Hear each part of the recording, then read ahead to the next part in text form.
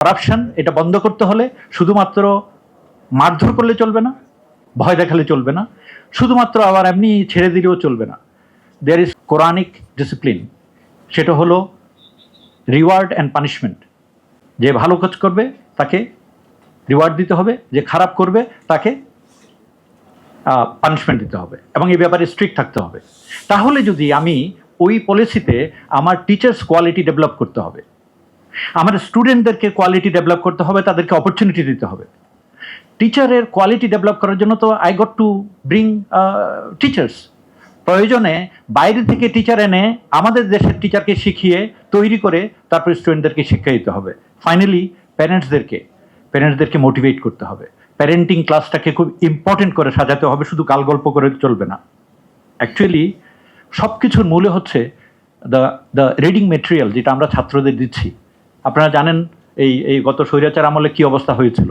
এমন বাজে বাজে জিনিস রিডিং মেটেরিয়ালের মধ্যে ঢোকানো শুরু করেছে, যেই সব লোকরা নামাজ পড়ে না, যাদের পরিবারে নামাজ নাই, সেই লোকরাও নিজেদের সন্তানের ব্যাপারে সাংঘাতিক চিন্তিত হয়ে গেছে। অধিকাংশ মানুষ স্কুল থেকে নিয়ে গিয়ে মাদ্রাসায় ভর্তি করে দিয়েছে। জানেন এটা আপনারা? কি পরিমাণ মাদ্রাসা নতুন খুলেছে।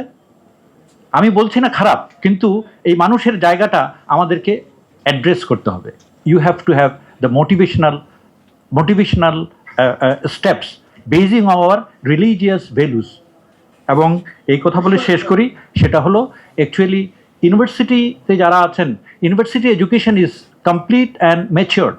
University is for research, university is not teaching place. ইউনিভার্সিটিতে যা আছে এটাকে আপনার কোনো ইমপ্রুভমেন্ট করার দরকার নাই।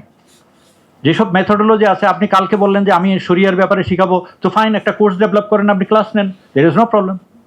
যেটা এডুকেশন চেঞ্জ করা মানে, এডুকেশনের কোয়ালিটি চেঞ্জ করা মানেই হচ্ছে primary, high school and college. এই জায়গাগুলোকে ধরতে হবে, রিডিং ম্যাটেরিয়াল তৈরি করতে হবে, সিলেবাস তৈরি করতে হবে, and you got to prepare the teachers. এর দুর্বলে আমি শেষ করছি। ধন্যবাদ। আসসালামু আলাইকুম।